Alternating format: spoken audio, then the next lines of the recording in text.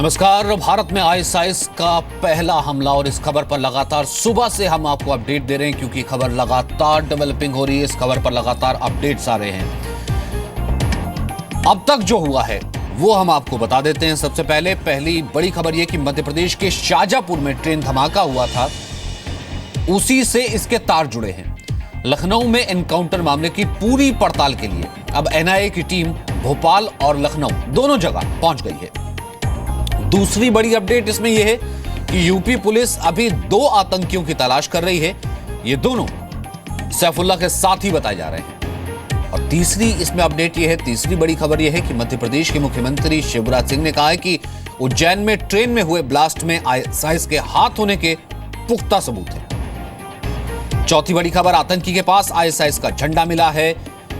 भारत का railway route का नक्शा मिला है, रेलवे मैप मिला है। ये देखिए, तमाम अखबारों की कटिंग्स हैं, तमाम नंबर्स हैं, लैपटॉप हैं, डायरी है और बम बनाने का सामान भी मिला है।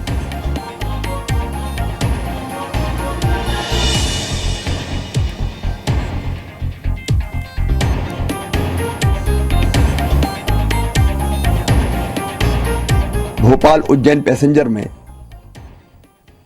सुबह लगभग 7:30 बजे पाइप बम रखा था। ये 3 आतंकी थी जो लखनऊ से पुष्पक एक्सप्रेस से भोपाल पहुंचे थे और लगभग 7:30 बजे उन्होंने ये pipe bomb Bhopal Ujjain passenger में रखा था।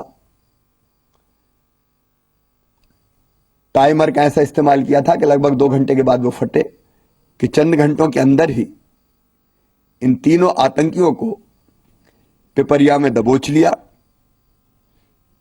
इनका मास्टरमाइंड था अतीफ मुजफ्फर। ये कानपुर का रहने वाला था। इसके साथ मोहम्मद दानिश जो कानपुर का निवासी था और सैयद मीर हुसैन जो कन्नौज का निवासी था। ये दोनों भी पकड़े गए।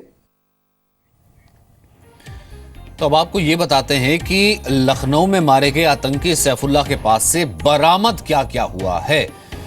भारत का नक्शा मिला है, भारत का रेलवे मैप मिला है, आईएसआईएस का झंडा मिला है, 700 से ज्यादा कारतूस मिले हैं, जिसमें से 630 तो जिंदा हैं, 8 पिस्टल मिले हैं, 4 चाकू, 2 पासपोर्ट, 2 ट्रेन के टिकट हैं, 2 वायरलेस सेट हैं, नई करेंसी भी मिली है जिसमें 62,000 रुपए और 6 सोने के सिक्के हैं, पेंसिल सेल मिला है, अलार्म घड़ी मिली है, स्टील का पाइप है, 6 मोबाइल और कई सिम कार्ड और भारी मात्रा में विस्फोटक है और विस्फोटक बनाने का सामान भी है।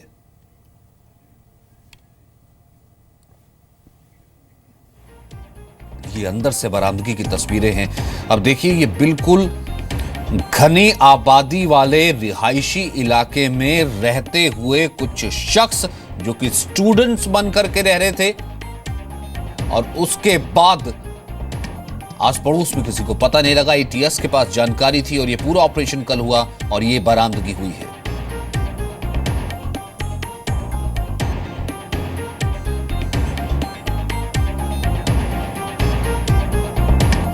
और ये जो तस्वीरें वो हम आपको स्टिल पिक्चर्स दिखा रहे थे, ये तस्वीरें इस वक्त कमरे के अंदर की हैं। फॉरेंसिक एक्सपर्ट्स भी मौजूद हैं और जो तमाम अन्य लोग हैं एजेंसी से जुड़े हुए वो भी मौजूद हैं। उस सामान को लेकर के जाया जा रहा है और उस जगह की गहन तलाशी ली जा रही है और उसके बाद जाहिर सी बात है इसे सील कर दिया जाएगा। इसे सील कर दिया गया है। सस्पेक्ट को सरेंडर करने के लिए बताया, लेकिन उसने तो हमारे ऊपर फायर किया। लेकिन हमने इस जगह की घेराबंदी की और कई घंटे हमने हर संभव प्रयास किया कि इसको जीवित हम गिरफ्तार कर पाएं। इसके परिवार से बात कराई, फोन मिला करके इसको लगातार हमने काउंसिल किया, नेगोशिएट किया इसके साथ में। जब नई बात बनी तो फिर हमने चिली बॉम्ब और टीयर गैस जैसे केमिकल्स यूज किए इसको स्मोक आउट करने के लिए। लेकिन ये सारी टैक्टिक्स हमारी सफल नहीं हुई और ये अंदर से लगातार फायर करता रहा। जब कोई विकल्प नहीं बचा तो फिर कमांडोज ने स्टॉर्मिंग ऑपरेशन किया अंदर और जब हम लोग ने रूम एंट्री की तो इसने हमारे ऊपर फायर किया। हम लोग ने भी प्रत्युत्तर में इसको फायर किया और लगभग 4 या 5 गोलियां इसको लगी और सैफुल्ला नाम का व्यक्ति। और इस वक्त लखनऊ के मेयर दिनेश शर्मा हमारे साथ जुड़ रहे हैं। दिनेश साहब, बहुत बहुत स्वागत है आपका। सबसे पहले सर आपसे ये जानना चाहेंगे, इस वक्त ऑफिशियल इन्फॉर्मेशन क्या है? ये पूरे तरीके से ऑपरेशन खत्म हो चुका है और जो सर्च ऑपरेशन चल रहा था उसमें क्या कुछ बरामदगी हुई है सर? देखिए, मैं इसमें लखनऊ से बाहर गुजरात से हूँ। मुझे सुनकर बड़ा आश्चर्य लगा कि लखनऊ से शांति शहर में इस प्रकार के आतंकी भी कुछ कर सकते हैं, प्रवेश कर सकते हैं, उनको शेल्टर मिल सकता है। पुलिस ने बड़ी बहादुरी से, बड़ी समझदारी से बगैर किसी को नुकसान पहुंचे आम पब्लिक को और इस ऑपरेशन को अंजाम देने की कोशिश की है। और जहां तक मुझे जो समाचार मिल रहे हैं, लगातार मैं संपर्क में हूं कि हथियारों की बरामदगी, ये आश्चर्य की बात है। इतने सारे हथियार चुनाव ऐसे समय पर यहाँ पर आए और पहले से इसकी खबर आसपास नहीं लग पाई। सरकारी तंत्र तो और अधिक सतर्क होना चाहिए था। लेकिन दिनेश जी, ये कहीं ना कहीं एक इसे एक चिंता मानते हैं या फेलियर मानते हैं या फिर एक कोताही है कि बीच शहर के बीचों बीच घनी आबादी वाले इलाके में इस तरीके से एक शख्स रह रहा है जो इतना एक्टिव है और उसके पास इतना जिंदा कारतूस और बम बनाने का सामान और सब कुछ है और वो डिटेक्ट नहीं होता? हथियारों का जखीरा हो और वो महीनों से ये सूचना मिल रही, काफी समय से यहाँ पर था और सूचना भी उत्तर प्रदेश की पुलिस को नहीं, कहीं और की पुलिस को लगी कि वो लखनऊ में रह रहा है। मैं समझता हूँ खुफिया तंत्र को और अधिक मजबूत करने की जरूरत है और जो संवेदनशील जगह हैं, चाहे वो उत्तर प्रदेश की हो या कहीं अन्य जगह की हो, उन पर विशेष सतर्कता की जरूरत पड़ती है। इतनी बड़ी जैसे लखनऊ एक ऐसा शहर है जहाँ पहले भी आतंकी घटनाएं हो चुकी हैं, कचहरी के आसपास बम विस्फोट हो चुके हैं और उसमें कई संदिग्ध लोग पकड़े भी गए थे। लेकिन विडंबना ये है कि आतंकी घटना करने वाले आते हैं तो तथाकथित लोग उनका किसी न किसी औपचारिक रूप से समर्थन करने के लिए आतुर दिखाई पड़ते हैं कि जनाजा निकलता है तो भी हमारा ऐसा देश है, उसमें भी कुछ लोग ऐसे निकल जाते हैं जो आतंकी के जनाजे में भी शामिल होने में गर्व का अनुभूति करते हैं। उन लोगों चलिए, उम्मीद करते हैं कि वापस आप लौटेंगे और इन सब चीज़ों का संज्ञान लेंगे और इन कहाँ कोताही हुई है और वो लोग, खासतौर से एक मुहिम अब मैं ये चाहूँगा कि आप ज़रूर चलाइए कि वो लोग जो कि रखते हैं अपने यहाँ पर किराएदार, लेकिन उनका सत्यापन नहीं करवाते, पुलिस वेरिफिकेशन नहीं कराते, जो कि बहुत ज़्यादा ज़रूरी है और इसमें भी नहीं हुई थी। बहुत बहुत शुक्रिया हमसे बात करने के लिए। जो अभी तक बात निकल करके आ रही है कि भोपाल में कल सुबह भोपाल के पास एक ट्रेन में कल सुबह ब्लास्ट हुआ था। उस ब्लास्ट में यहाँ इस मकान में रहने वाले 3 लोग डायरेक्टली इन्वॉल्व थे और सैफुल्ला, जो कि मुठभेड़ में रात को मारा गया, इस ग्रुप का एक सक्रिय मेंबर है और वो इस स्थान पे रुका हुआ था और बॉम्ब्स यहीं पे तैयार किए गए थे और यहाँ से ले जा करके भोपाल के पास ट्रेन में डाल दिए गए थे। 2 संवाददाता इस वक्त हमारे साथ जुड़ रहे हैं। अमिता, जो कि लखनऊ से हमारे साथ हैं, इस खबर पर लगातार बनी हुई है, और साथ ही साथ मनीष, तमाम इंटेलिजेंस एजेंसीज क्या कह रही हैं, उनके पास क्या इनपुट है, इस पर नजर बनाए हुए हैं, दिल्ली से मौजूद है। अमिता, इस बीच कुछ ताज़ा तस्वीरें आई थी कि वहां पर कुछ फॉरेंसिक एक्सपर्ट्स पहुंचे थे और वो जो सामान बरामद हुआ था उसे इकट्ठा करके ले जाया गया था, उस जगह को सील कर दिया गया है। वहां से क्या इन्फॉर्मेशन, स्पॉट से और उस जगह से या लखनऊ से?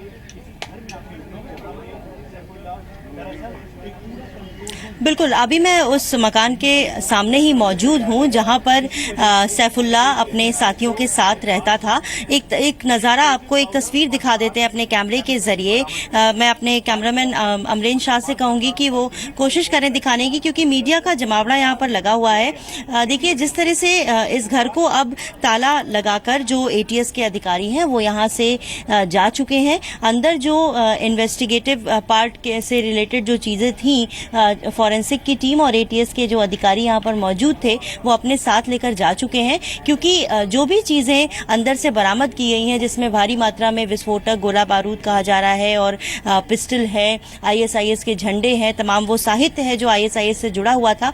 कहा यह जा रहा है कि ये सब चीज़ें जो बरामद की गई हैं, चूँकि सैफुल्ला ISIS का हेड था, एक तरह से वो पूरा नेटवर्क को चला रहा था यहाँ से, तो ये काफ़ी अहम होगा जो भी चीज़ें यहाँ से बरामद बरामद की गई हैं उसको इसीलिए अधिकारी यहां से लेकर थोड़ी देर पहले गए हैं और इस मकान को सील कर दिया गया है।